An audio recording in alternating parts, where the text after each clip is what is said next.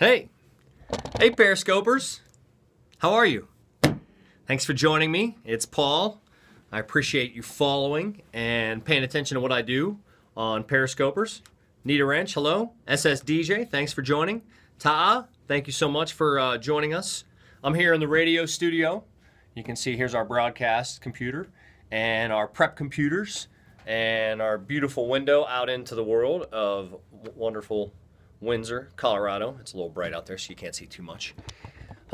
Yes, so I have been writing a lot about health, food, things that may be bad for our health lately. And during October, Breast Cancer Awareness Month, it was obvious to me why I was doing it. But after Breast Cancer Awareness Month, I realized I wanted to continue. So I wanted to break down why I wanted to do that for myself, to make sure that it's the thing that I should be talking about.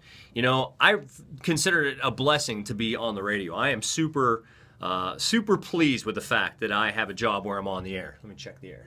Yeah, commercial's still running. Good. You know, I think that every time I open up the mic and this microphone goes through to our transmitter and then my voice is blasted out across northern Colorado, I mean, that's a big deal. So every time I open up the mic, I want to say something of substance, or I just want to get out of the way and let the music do its job. But I do want to talk about things that matter. So I'm getting on this health kick and I'm talking about different foods that may be causing us cancer, different things that may be causing us cancer, and general ill health in America. Breast Cancer Awareness taught me one thing. We are on the wrong path. The number of diagnoses goes up every single year, so there's something that needs to be done. And I figured maybe I could help out a little bit. And here's the reason why I want to talk about foods and other potential cancer-causing or disease-causing things that are in our lives, in our environments, in our diets. You'll notice that I'm not hopping on my soapbox talking about smoking. I'm not saying, hey, you gotta quit smoking, you can't use tobacco, it's terrible for you. Because the simple fact is you know smoking is bad for you. You know tobacco is bad for you. You have the information. The decision is now yours to make. When it comes to these foods, like take yogurt, for example. You may think yogurt is a great health food, but it's really not. Most of the yogurts on the average grocery store shelves have as much sugar in them as Coke, as a regular can of soda. And if you don't know that, I want to tell you. Then you can make your own decision. I don't want to say, hey, you need to eat this, you need to eat that. I don't want to tell you what to do. I don't care if you smoke, I don't care if you drink, I don't care if you use drugs. I do care if the information isn't out there and I can change that, or I can do my little part to change that.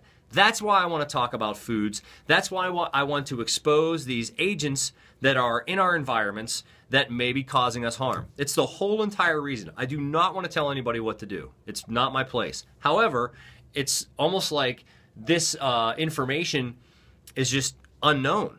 It's not shared. It's not something that is talked about all the time. Therefore, I want to talk about it a little bit just to get it out there in the dialogue so that whenever we realize that, you know, some of the things that we may be eating aren't really good for us, then we can make the decisions for ourselves. That's how I feel about it. So I'm going to put the information out there.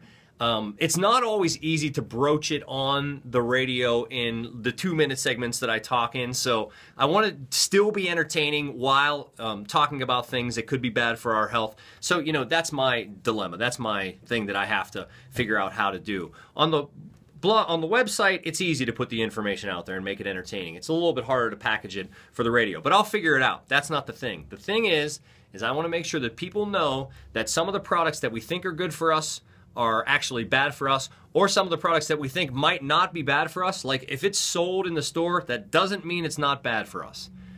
Like smoking, like alcohol, those kind of things. Thank you, Nita Wrench. I appreciate that.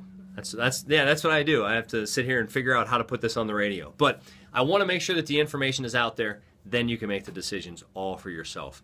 So if you go to the website, try1025.com, you're going to see me talking to experts, sharing articles that I believe have validity, and talking about this on a regular basis. I think it's a good thing to talk about. Yeah. So let me know what you think. I'm on Twitter, @PRWaz. Website, try1025.com. If you're here in Northern Colorado, I'm on 102.5 FM, and I really appreciate you being with me today. Thanks. See ya.